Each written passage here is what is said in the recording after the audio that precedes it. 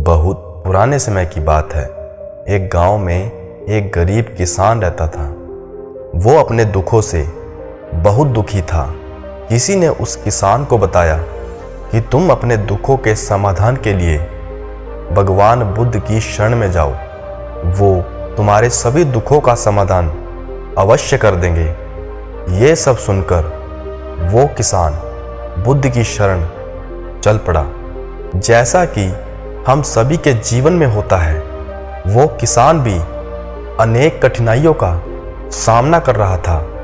उसे लगा कि भगवान बुद्ध उन्हें इन कठिनाइयों से निकाल देंगे, कोई उपाय बता देंगे। वो भगवान बुद्ध के पास पहुंचा और उसने बुद्ध से कहा कि हे भगवान, मैं एक किसान हूँ और मुझे खेती करना अच्छा लगता है, लेकिन कभी भी वर्षा पर्याप्त नहीं होती और मेरी फसल बर्बाद हो जाती है। पिछले साल भी मेरे पास खाने को कुछ नहीं था और इस साल जब मैंने फसल बोई तो इस बार बहुत अधिक वर्षा हुई, जिसके कारण मेरी फसल को नुकसान पहुंचा। अभी भी मेरे पास खाने को पर्याप्त नहीं है। भगवान बुद्ध उसकी बातों को शांतिपूर्ण सुनते रहे। किसान ने कहा, मैं विवाहित हूँ, मेरी पत्नी मेरा ध्यान रखती है, मैं उससे प्रेम करता हूँ, लेकिन कभी कभी वो मुझे बहुत परेशान कर देती है। उस समय मुझे लगता है कि काश वो मेरे जीवन में ना होती तो कितना अच्छा होता। मेरे बच्चे भी हैं, वे भले हैं, पर कभी कभी वो मेरी अवज्ञा कर देते हैं और कभी जब वो मेरी बात नहीं मानते तो मुझे ऐसा लगता है कि मानो वो मेरे बच्चे ही ना हो। किसान ऐसी ही बातें बुद्ध से करता गया और एक एक करके अपने सारे दुख भगवान बुद्ध को बताता गया। भगवान बुद्ध ध्यानपूर्वक उसकी उन समस्याओं को सुनते गए। भगवान बुद्ध एक शब्द नहीं बोले और वो अपनी समस्याएं बताता चला गया। अपना मन हल्का कर लेने के बाद वो चुप हो गया और प्रतीक्षा करने लगा कि भगवान बुद्ध उसे कोई उपाय बताएंगे, लेकिन भगवान बुद्ध कुछ नहीं बोले। उसने भगवान बुद्ध से कहा कि मैं आपके पास आया हूँ, क्या आप मेरी समस्या का समाधान नहीं करोगे? भगवान बुद्ध ने कहा, मैं तुम्हारी कोई सहायता नहीं कर सकता। किसान ने अचंभित होकर कहा, ये क्या कह रहे हैं आप? सभी कहते हैं कि आप सभी के दुखों का निवारण कर देते हैं, तो क्या आप मेरे दुखों का निवारण नहीं करेंगे इसलिए कि मैं एक गरीब किसान हूँ? भगवान बुद्ध ने कहा, सभी के जीवन में कठिनाइयाँ हैं, तुम्हारे जीवन में भी कोई नई कठिनाई नहीं है। ये कठिनाइयाँ तो सभी के जीवन में आती जाती रहती हैं। कभी मनुष्य सुखी होता है तो कभी दुखी होता है, कभी उसे पराये अपने लगते हैं तो कभी कभी उसे अपने भी पराये लगते हैं। ये जीवन चक्कर है, इनसे कोई नहीं बच सकता। वास्तविकता ये है कि हम सबके जीवन में 83 कठिनाइयाँ हैं। मेरा, तुम्हारा और यहाँ उपस्थित हर व्यक्ति का जीवन समस्याओं से ग्रसित है। तुम इन 83 समस्याओं का समाधान नहीं कर सकते, कोई नहीं कर सकता। मैं भी तुम्हारी इन समस्याओं का समाधान नहीं कर सकता। यदि तुम कठोर कर्म करो और उनमें से किसी एक का उपाय भी कर लो तो उसके स्थान पर एक नई समस्या खड़ी हो जाएगी। जीवन का कोई भरोसा नहीं है। जिन्हें तुम चाहते हो वो एक दिन तुम्हें छोड़ देंगे और चले जाएंगे, और ये जीवन जो तुम्हें मिला है ये भी एक दिन तुम्हें छोड़ देगा और तुम भी यहाँ से चले जाओगे। समस्याएं सदैव वैसी ही बनी रहेगी।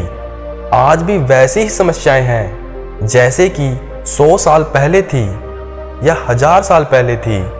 समस्याएं जस की तस ही रहेंगी और इन समस्याओं का कोई कुछ उपाय नहीं कर सकता। किसान क्रोधित हो गया।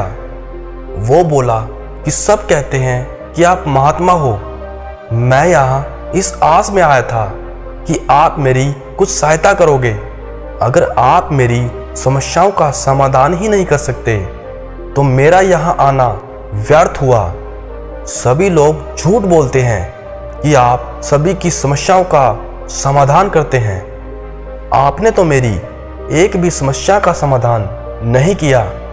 आपसे भले तो वो महात्मा हैं जो मेरे घर 2 वर्ष पहले आए थे। उन्होंने मेरे से यज्ञ करवाया, दान दक्षिणा करवाई और मेरे मन को अपार शांति मिली और कुछ समय के लिए सुख भी आया, कुछ दुख भी कम हुए। लेकिन आपने तो मेरी किसी भी समस्या का समाधान नहीं किया। आपने तो सीधा मुझे मना कर दिया। भगवान बुद्ध ने कहा कि क्या तुम्हारे वो सब करने से तुम्हारे सभी दुख समाप्त हो चुके हैं? क्या तुम आज उनसे भी कई अधिक दुखों में नहीं पड़े हो? ये दुख कभी समाप्त नहीं होने वाले। किसान ने कहा, तो क्या मैं ये मान लूं कि आप मेरी कोई मदद नहीं कर सकते और आप मेरी समस्याओं का हल नहीं निकाल सकते हैं? यदि आप इन छोटी छोटी बातों का उपाय नहीं कर सकते तो आपकी शिक्षाएं किस काम की? भगवान बुद्ध ने कहा कि मैं तुम्हारी 83 समस्याओं का समाधान तो नहीं कर सकता, लेकिन हाँ, मैं तुम्हारी 84वीं समस्या का समाधान कर सकता हूँ। किसान ने अचंभित होकर कहा, 84वीं समस्या?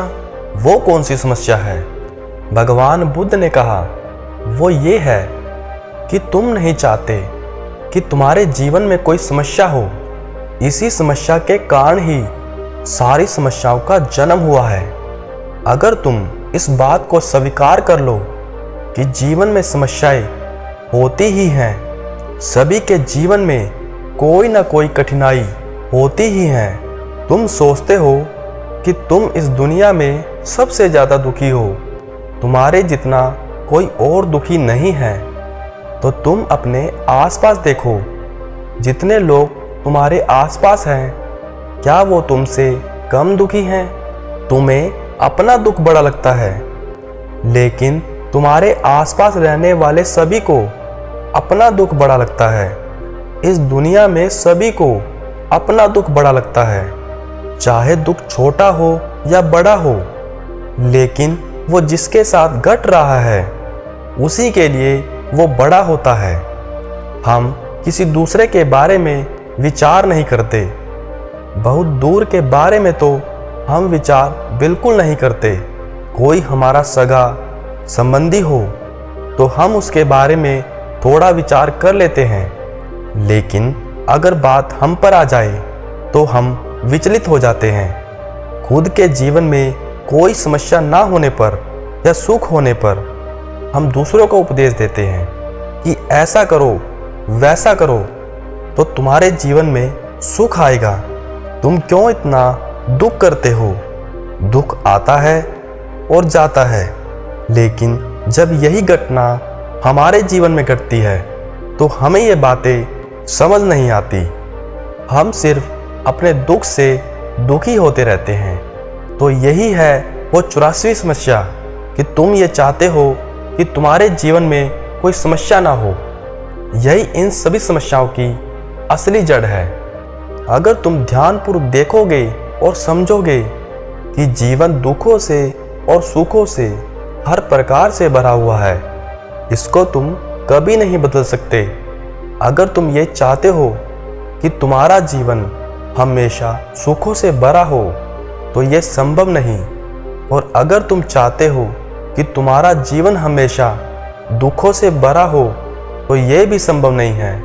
अगर तुम ये चाहते हो कि तुम सुख और दुख से ऊपर उठ सको तो ये संभव है। सुख और दुख को आने से हम रोक नहीं सकते, लेकिन सुख और दुख का हम पर कोई प्रभाव ना पड़े ऐसी व्यवस्था हम कर सकते हैं। तो मैं तुम्हारी 84वीं समस्या का समाधान कर सकता हूँ। बाकी 83 समस्याओं का समाधान मेरे हाथ में नहीं है। अगर तुम चाहते हो कि तुम्हारे जीवन में कोई समस्या ना हो तो तुम्हें इस बात को समझना होगा कि जीवन में समस्या आती ही हैं, हमें उनसे विचलित नहीं होना चाहिए।